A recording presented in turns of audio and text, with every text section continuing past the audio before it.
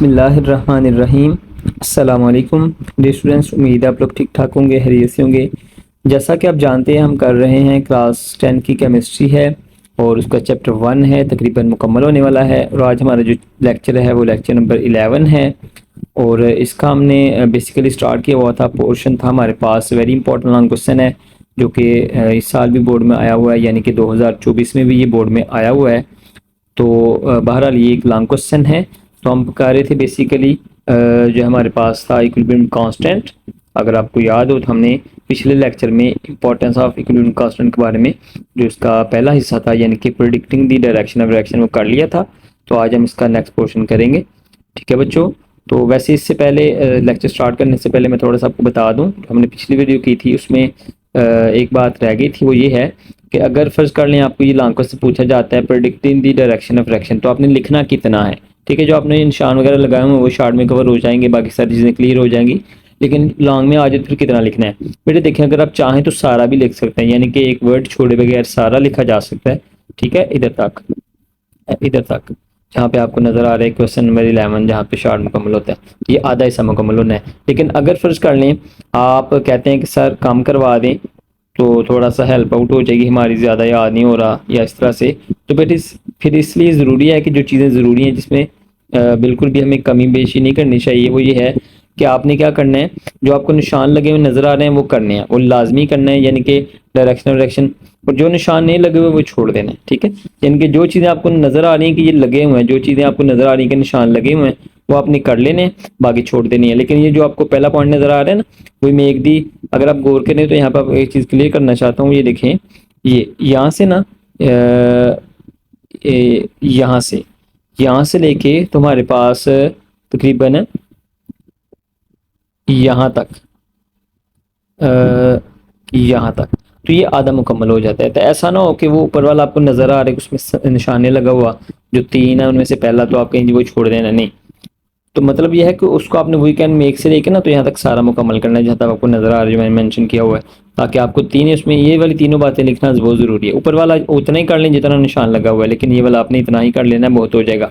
बहरहाल चले हमारा बेटे नेक्स्ट, आज हमारा टॉपिक ये नहीं था, हमारा टॉपिक है आज, हमारा जो नया टॉपिक है वो है predicting the extent of reaction, यानी कि हम रिएक्शन की हद बतानी है कि रिएक्शन कहाँ तक पहुंचा है।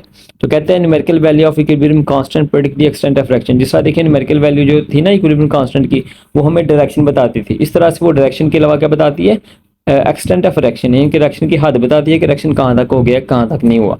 तो यहाँ पे अगर आप गौर करें तो यहाँ पर एक मैंने शार्ट भी नजर आ रहा है आपको लोगों को, मैंने शार्ट भी मेंशन किया, वो भी आप लगा सकते हैं। देखिए आपको नजर आ रही है ये जो शार्ट आपको नजर आ रहा है, ये लिखा हुआ T1, यहाँ पे T1, तो यहाँ पे खत्म हो जाता है, यहाँ से शुरू होकर यहाँ पे खत्म हो जाता है। तो लिखा हुआ है इट इंडिकेट्स। वैसे आपसे अगर आपसे पूछेगा ना what is predicting the extent of reaction, ये क्या है, what is meant by predicting the extent of reaction, तब आप लिख सकते हैं it indicates to which extent reactants are converted into products.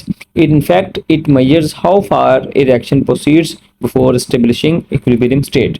वो ये बताना चाहता है कि जो इक्विलिब्रियम कांस्टेंट है उसकी जो वैल्यू होती है वो क्या करती है, ये हमें बताती है, क्या बताती है कि रिएक्शन की हद कहाँ तक हो गई है, यानी कि ये समझ लें कि रिएक्टेंट किस हद तक प्रोडक्ट में चेंज हो चुके हैं। इनफैक्ट दर हकीकत हमें ये बताता है कि रिएक्शन कहाँ तक हुआ है, यानी कि इक्विलिब्रियम कायम होने से पहले रिएक्शन कहाँ तक पहुंचा है और कब तक ये इक्विलिब्रियम में चला जाएगा। तो ये इसकी हद है, ये रिएक्शन हमें जो इक्विलिब्रियम कांस्टेंट की वैल्यू है वो हमें इसकी हद भी बताती है। बहरहाल ये T1 है, यानी कि T1 क्या है आप जानते हैं। हमारे पास जो नेक्स्ट टेस्ट योरसेल्फ आएगा अगले पेज पे या नेक्स्ट पेज पे, तो उसके अंदर जो है वो हमारा जो पहला शॉर्ट क्वेश्चन है उसका ये आंसर मैंने मेंशन किया हुआ है। तो बेटे देखें ये भी आपके लिए बहुत ज़रूरी काम है, चूँकि अक्सर चीज़ें बच्चों को आती होती हैं लेकिन चूँकि इस वजह से उनको पता नहीं चल रहा होता है कि हमने लिखना क्या है। मैंने आपके आसानी के लिए जितने भी टेस्ट योरसेल्फ हैं वो भी मैंने उनको सॉल्व करके आपके सामने रख दिया है।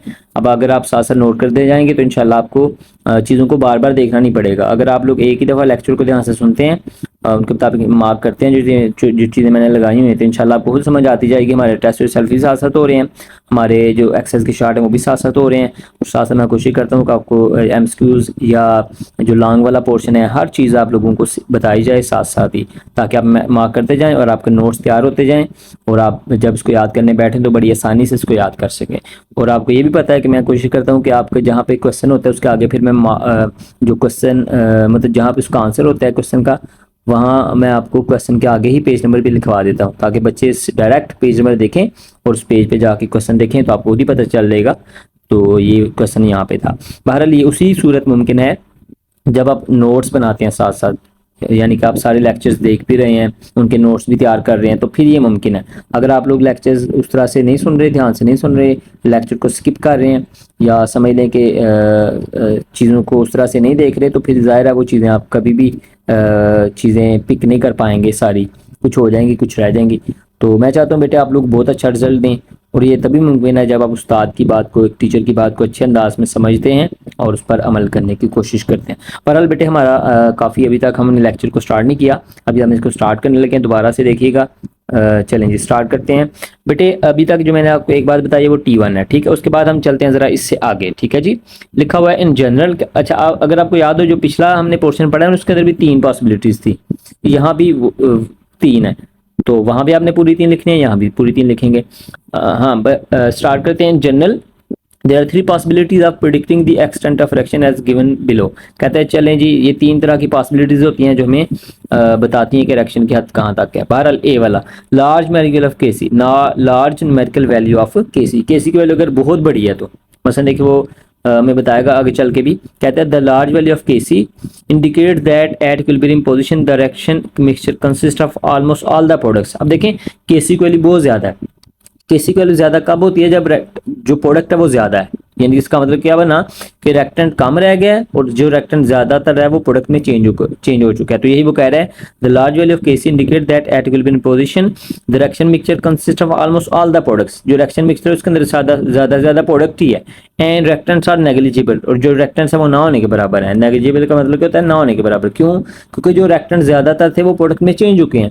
इस वजह से क्या होगा, direction has almost gone to completion. तो ज्यादातर जो डायरेक्शन है वो कहां पे चला गया, मुकम्मल हो चुका है। Direction has almost gone to completion. तो ये बेटे लार्ज वैल्यू अगर वैल्यू होगी केसी की तो हमें ये क्या बताएगी, डायरेक्शन जो है वो ज्यादातर कंप्लीट हो चुका है, यानी कि ज्यादातर जो रिएक्शन है वो प्रोडक्ट में चेंज हो चुके हैं, और जो रिएक्शन है वो मुकम्मल होने के करीब है या मुकम्मल तकरीबन हो चुका है। अब आगे उसने एक एग्जांपल दिया, for example oxidation of carbon monoxide goes to completion at 1000 kelvin. क्या था मिसाल के तौर पे हमारे क्वेश्चन नजर आ रही है आपको, तो यहाँ पे देखिए हमारे पास जो कार्बन मोनोऑक्साइड उसके साथ ऑक्सीजन के रिएक्ट किया है तो हमारे पास बना गया है कार्बन डाइऑक्साइड। तो केसी की वैल्यू क्या है, देखिए केसी की कितनी बड़ी वैल्यू है, 2.2 इंटू 10 रेज टू पावर 22, यानी कि अगर आप 2.2 के आगे फिर 22 जीरो लगाएं तो एक काफी बड़ी वैल्यू बन जाती है। तो इस वजह से क्या है कि अगर केसी की वैल्यू अगर बड़ी होगी तो हमें पता चल जाता है कि जो रिएक्टेंट्स हैं वो तकरीबन सारे के सारे प्रोडक्ट में चेंज हो चुके हैं और रिएक्टेंट नहीं बचे हैं, और जो रिएक्शन है वो तकरीबन मुकम्मल हो चुका है। बहरहाल ये पहला पॉइंट है। फिर उसके बाद हमारे पास आ जाता है नेक्स्ट पॉइंट, वो है बी वाला, स्मॉल न्यूमेरिकल वैल्यू ऑफ केसी। अब ये इसका उलट होगा तकरीबन, सारा तो नहीं लेकिन चले कुछ बातें जो है ना वो आपको अपोजिट नजर आएंगी। कहता है when the Kc value of reaction is small, कहते हैं जब Kc की वैल्यू स्मॉल है फिर क्या होगा, it indicate that the equilibrium has established, कहते हैं इससे पता चलेगा इक्विलिब्रियम कायम हो चुका है with a very small conversion of reactant product। यानी कि ये समझ लें कि क्या नाम है, यहाँ पे क्या होगा कि जो इक्विलिब्रियम कायम तो हो चुका है लेकिन इसमें बहुत थोड़ी मिकदार रिएक्टेंट की प्रोडक्ट में चेंज हुई है। ऊपर क्या था, ऊपर भी इक्विलिब्रियम कायम हुआ था लेकिन वहाँ पे ज्यादातर जो रिएक्टेंट है वो प्रोडक्ट में चेंज हो चुके थे, और जो रिएक्टेंट है वो ना होने के बराबर था। लेकिन यहाँ पे क्या है, with this very small conversion of reactant into product, इसमें थोड़ा सा रिएक्टेंट अभी प्रोडक्ट में चेंज हुआ है और रिएक्शन इक्विलिब्रियम कायम हो गया। तो इस वजह से क्या होगा, at equilibrium position almost all the reactants are present, जितने भी रिएक्टेंट है वो तकरीबन अभी मौजूद है, क्योंकि थोड़े से रिएक्टेंट यूज हुए हैं प्रोडक्ट में गए हैं तो रिएक्टेंट जो इक्विलिब्रियम है वो कायम हो गया। इस वजह से क्या होगा कि almost all the reactants are present, जितने भी रिएक्टेंट है वो तकरीबन अभी मौजूद हैं, but amount of product is negligible, लेकिन प्रोडक्ट है वो ना होने के बराबर है। क्यों? क्योंकि थोड़ा सा रिएक्टेंट मिला है, प्रोडक्ट बना है ना, तो वो प्रोडक्ट जो बना है वही मौजूद है बस, और इक्विलिब्रियम कायम हो गया। इस वजह से क्या होगा, such reaction never go to completion, इस तरह के रिएक्शन मुकम्मल नहीं होते। क्यों? क्योंकि सारे का सारा रिएक्टेंट अभी बाकी है। तो आप ये जान चुके हैं, पहले लेक्चर में मैं बताया था कि रिएक्शन होता ही कंप्लीट तब है जब सारे के सारे रिएक्टेंट प्रोडक्ट में चेंज हो चुके होते हैं। बहरहाल बेटे ये हमारा छोटा सा पोर्शन है, ये भी कवर हुआ। अब इसकी एग्जांपल देख लें। फॉर एग्जांपल हमारे पास अमोनिया टूट रहा है N2 में और H2 में, यानी कि जब अमोनिया गैस जो किस में जा रही है, हमारे पास नाइट्रोजन गैस में और हाइड्रोजन गैस में टूट रही है। अब देखिए इसकी केसी की वैल्यू उसने क्या दी हुई है, 3 इंटू 10⁻⁹। अब देखिए -9 का मतलब है कि ये बहुत वैल्यू छोटी है। ऊपर आपको नजर आ रहा है 22 वैल्यू प्लस में थी, उतने जीरो लगने थे। अब लेकिन यहाँ पे -9 का मतलब लेफ्ट साइड पे जीरो लग रहे हैं।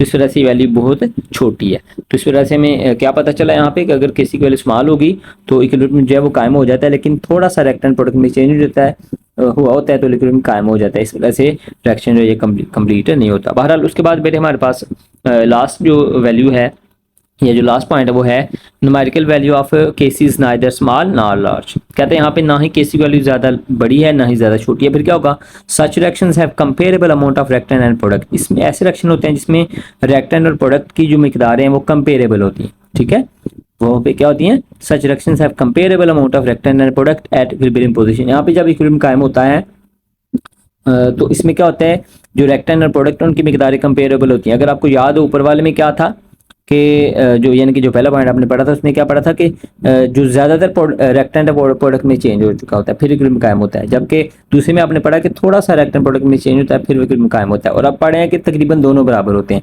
यानी कि comparable amount of reactant product ऐसी मिकदार होती हैं जो दोनों में कंपेयर हो सकती हैं, आपस में मुवाजना किया जा सकता है उनका, तो तब इक्विलिब्रियम कायम होता है। आगे फॉर एग्जांपल उसने दिया हुआ है, देखिए हमारे पास N2O4 चेंजेस इनटू 2NO2, तो इसकी केसी की वैल्यू देखने क्या है 0.211 0.211। तो ये देखें किसी केसी की वैल्यू ना ही बहुत बड़ी है ना ही बहुत छोटी है, इस वजह से ये कंपेरेबल जो है वो रेक्टेंगल प्रोडक्ट की मिकदारों के लिहाज से इक्विलिब्रियम कायम होता है। उसके बाद हमारे पास नेक्स्ट पेज है, यहाँ पे उसने लिखा हुआ है it indicates that the rates of decomposition and combination to form into O4 are almost comparable to each other. कहता है यहाँ पे बताना चाहता है कि इसका मतलब ये बनता है कि जो रेट ऑफ कम्बिनेशन है और जो डिकम्बिनेशन है या डिकम्पोजिशन है वो दोनों तकरीबन कंपेरेबल हैं। तो इस वजह से ये जब किसी की वैल्यू ना ही लार्ज होगी ना ही स्मॉल होगी तो रिएक्शन जो जब यानी कि ये समझ लें कि जब इक्विलिब्रियम कायम होगा, जब इक्विलिब्रियम कायम हो जाएगा तो जो रिएक्टेंट के और प्रोडक्ट की मिकदारें हैं वो क्या होगी, कंपेरेबल होंगी। बहरहाल बेटे ये हमारा आज का टॉपिक है, उम्मीद करता हूँ आप लोगों को समझ आ गया होगा। ठीक है बच्चों, इंशाल्लाह मिलेंगे अब नेक्स्ट वीडियो में। ओके, अल्लाह हाफिज़।